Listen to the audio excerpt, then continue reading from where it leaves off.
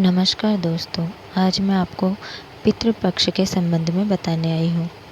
अश्विन कृष्ण प्रतिपदा से लेकर अमावस्या 15 दिन पितृपक्ष, पितृ यानी पिता के नाम से विख्यात है। इन 15 दिनों में लोग अपने पितरों पूर्वजों को जल देते हैं तथा उनकी मृत्यु तिथि पर पार्वण श्राद्ध करते हैं। पिता माता आदि पारिवारिक मनुष्यों की मृत्यु के पश्चात उनकी तृप्ति के लिए श्रद्धापूर्वक किए जाने वाले कर्म को पितृ श्राद्ध कहते हैं। श्राद्ध अर्थात जो श्रद्धा से किया जाए वह श्राद्ध है। भावार्थ यह है कि प्रेत और पितर के निमित्त उनकी आत्मा की तृप्ति के लिए श्रद्धापूर्वक जो अर्पित किया जाए वही श्राद्ध है।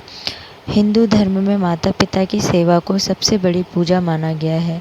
इसलिए हिंदू धर्म शास्त्रों में पितरों का उद्धार करने के लिए पुत्र की अनिवार्यता मानी गई है।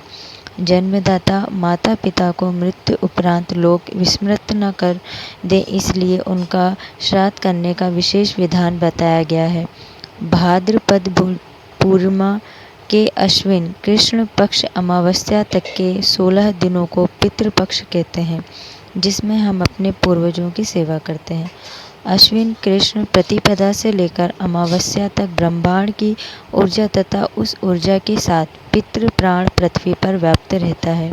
धार्मिक ग्रंथों में मृत्यु के बाद आत्मा के स्थिति का बड़ा सुंदर और वैज्ञानिक विवेचन भी मिलता है। मृत्यु के बाद 10 गात्र और 16 संपीड़न तक मृत व्यक्ति की प्रेत संज्ञा रहती है। पुराणों के अनुसार वह सूक्ष्म शरीर जो आत्मा भौतिक शरीर छोड़ने पर धारण करती है प्रेत होती है। प्रिय के अतिरेक की अवस्था प्रेत है, क्योंकि आत्मा जो सूक्ष्म शरीर धारण करती है तब भी उसके अंदर मोह माया भूख और प्यास का अतिरेक होता है। संपीड़न के बाद वह प्रेत पितरों में सम्मिलित हो जाता है।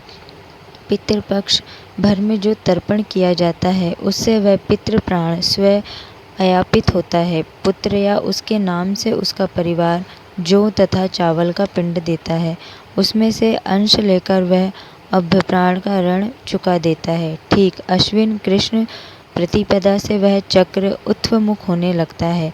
15 दिन अपना अपना भाग लेकर शुक्ल पक्ष की प्रतिपदा से पितर उसी ब्रह्मांडीय ऊर्जा के साथ वापस चले जाते हैं, इसलिए इसको पितृपक्ष कहते हैं।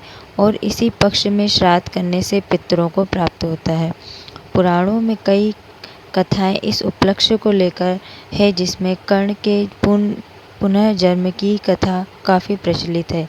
और हिंदू धर्म में सर्वमान्य श्री रामचरित्र में भी श्री राम के द्वारा श्री दशरथ और जटायु को गोदावरी नदी पर जलांजलि देने का उल्लेख है।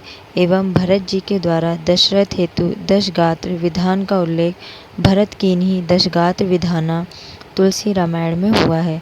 भारतीय धर्म ग्रंथों के अनुसार मनुष्य पर 3 प्रकार के ऋण प्रमुख माने गए हैं: पितृऋण, देवऋण तथा ऋषि ऋण।